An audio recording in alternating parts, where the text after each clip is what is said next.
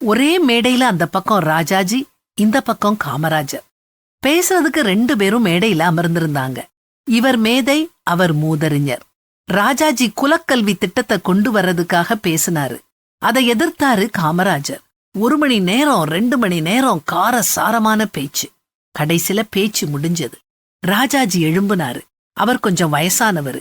கம்பு ஊனித்தான் ராஜாஜி எழும்புவாரு. கால் மதமதப்பு அதிகமாயிட்டது. கால் தடுமாறுச்சுது. கால் நகரதுக்குள்ள அவர் போட்டிருந்த செருப்பு 2 அடி முன்னாடி போயிட்டுது. எல்லாரும் என்ன செய்யறதுன்னு தெரியாம யோசிச்சுக்கிட்டு இருந்தாங்க.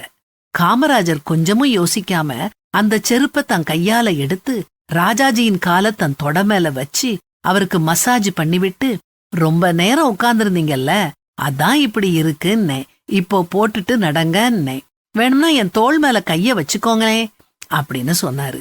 இதுதாங்க காமராஜர். அப்போ ராஜாஜி சொன்னாரு, காமராஜ் என்ன இப்படி பண்ணிட்டீங்கன்னு கேட்டாரு. அதுக்கு காமராஜ், ஐயா, நான் எதுக்குறது உங்க கருத்தை, உங்களை இல்லீங்கன்னு சொன்னாரு. இதுதாங்க அன்பு.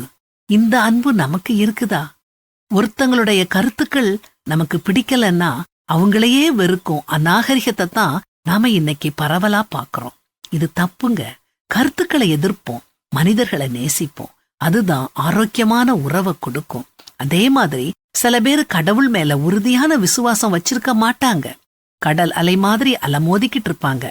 நாம அவங்கள அவிசுவாசிகள்னு தள்ளி விடாம அவங்க பலவீனத்தை புரிஞ்சுக்கிட்டு அவங்க விசுவாசம் பெருக உதவி செய்யணும். விசுவாசத்தில் பலவீனம் உள்ளவனை சேர்த்து கொள்ளுங்கள், ஆனாலும் அவனுடைய மன ஐயங்களை குற்றமாய் நிர்ணயிக்காமல் இருங்கள் அப்படின்னு பரிசுத்த வேதாகமத்திலையும் வாசிக்கிறோம். அது மட்டும் இல்ல, ஒன்றையும் வாதினாலாவது வீண் பெருமையினாலாவது செய்யாமல் மனத்தாழ்மையினாலே ஒருவரையொருவர் தங்களிலும் மேன்மையானவர்களாக எண்ணக் கடவீர்கள். அவனவன் தனக்கானவைகளை அல்ல பிறருக்கானவைகளையும் நோக்குவானாக அப்படின்னும் பைபிள்ல போட்டிருக்குது.